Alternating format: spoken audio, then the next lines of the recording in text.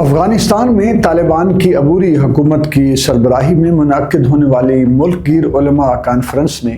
ایک اہم قرارداد منظور کی ہے، جس کے مطابق کسی بھی افغان شہری کو بیرون ملک عسکری کارروائیوں میں شرکت کی اجازت نہیں ہوگی۔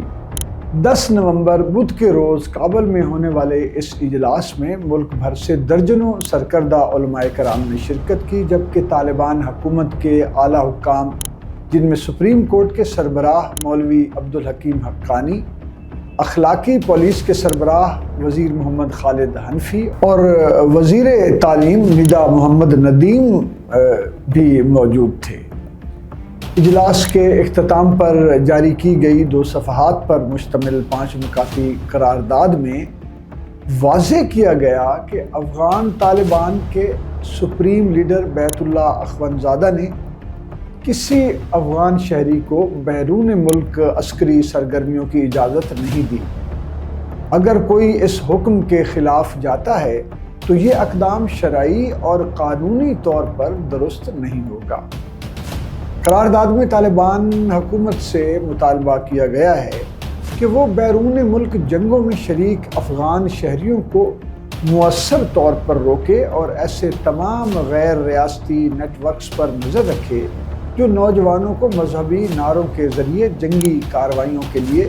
استعمال کرتے ہیں۔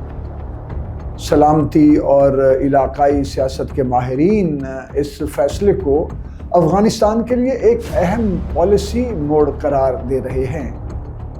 جبکہ علاقائی سیکورٹی تجزیہ کاروں کا کہنا ہے کہ اس قرارداد سے مذہب اور جہاد کے نام پر افغان شہریوں کو بیرونی گروہوں میں بھرتی کرنے کے رجحان میں کمی آ سکتی ہے۔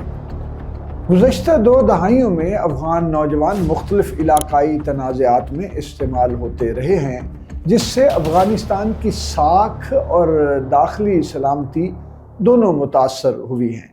ماہرین کے مطابق اگر اس اقدام پہ عملی طور پر سختی سے عمل کیا گیا تو یہ افغانستان، خطے اور عالمی امن کے لیے ایک مثبت پیش رفت ثابت ہو سکتا ہے۔